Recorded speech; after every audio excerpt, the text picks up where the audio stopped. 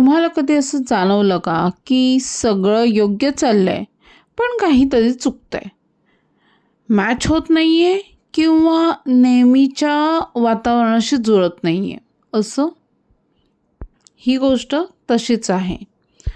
मी नेहमी सकाळी 7:30ला घरातून निघते. 7:55ची ट्रेन पकडते. नेहमीचं रुटीन आहे माझं.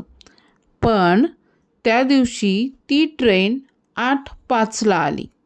सकाळचे 8:05. अर्थात उशीर होतो, नाही का?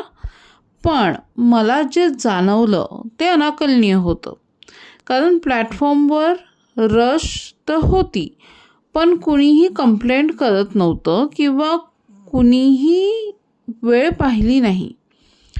सगळे फोन बघत उभे होते. जणू 8:05 हाच नॉर्मल टाईम होता.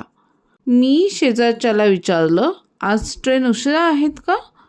तो म्हणाला, नाही, नेहमीचीच वेळ आहे, नेहमी याच वेळेला येते. मी संध्याकाळी घरी जाऊन टाईम टेबल पाहिलं तर 7:40, 7:50 ट्रेनच्या वेळा बदललेल्या नव्हत्या, त्याच होत्या.